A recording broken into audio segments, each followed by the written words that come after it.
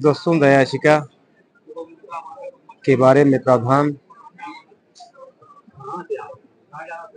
BNSS की धारा 472 में और कॉन्स्टिट्यूशन के आर्टिकल 72, आर्टिकल 161 में दिया गया है, जिसमें यह प्रावधान है। दया याचिका माने होता क्या है? दया याचिका माने होता है किसी भी व्यक्ति की सजा को माफ कर देना,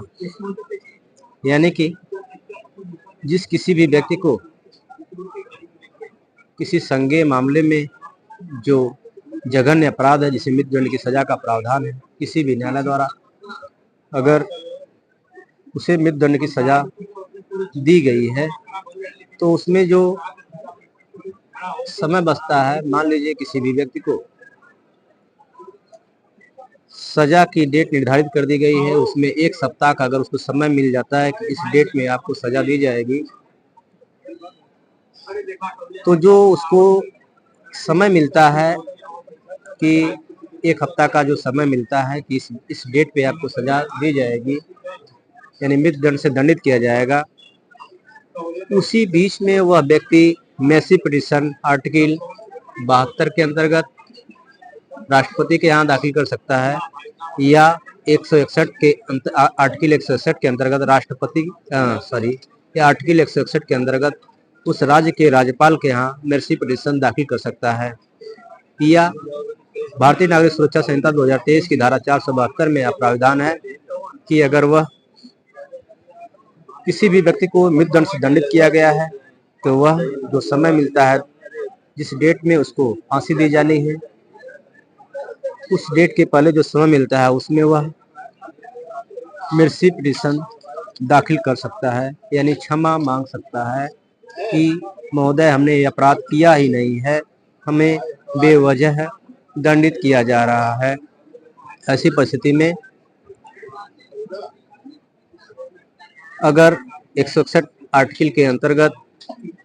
माननीय राज्यपाल महोदय को यह पावर दिया गया है कि वह उस याचिका पे विचार करने के बाद उसे पूर्ण रूप से बरी कर सकता है, यानी कि अगर वह उस मुकदमे से जिसमें दंडित किया जाना है उसके मृत्युदंड दिया जाना है, अगर वह उस मुकदमे से दया याचिका को स्वीकार कर लेता है तो यह माना जाएगा कि उस व्यक्ति ने अपराध किया ही नहीं था, उसके खिलाफ कहीं भी अपील नहीं हो सकती है, या आर्टिकल 72 के अंतर्गत माननीय राष्ट्रपति महोदय के यहाँ दया याचिका लगाई जाती है तो राष्ट्रपति द्वारा भी अगर दया याचिका को स्वीकार कर लिया जाता है तो यह माना जाएगा कि उसने ऐसा कोई अपराध ही नहीं कारित किया गया था। उस दया याचिका के खिलाफ कहीं भी अपील दलील नहीं हो सकती है, चाहे किसी भी न्यायालय में, चाहे माननीय सुप्रीम कोर्ट, हाई कोर्ट या किसी भी न्यायालय में उसके खिलाफ अपील नहीं होती है। हाँ, कुछ कंडीशन ऐसी दी गई हैं जिसके खिलाफ अपील हो सकती है।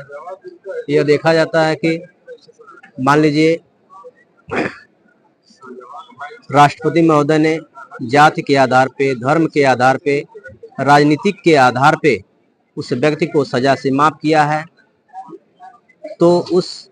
दया याचिका के खिलाफ माननीय सर्वोच्च न्यायालय में अपील हो सकती है।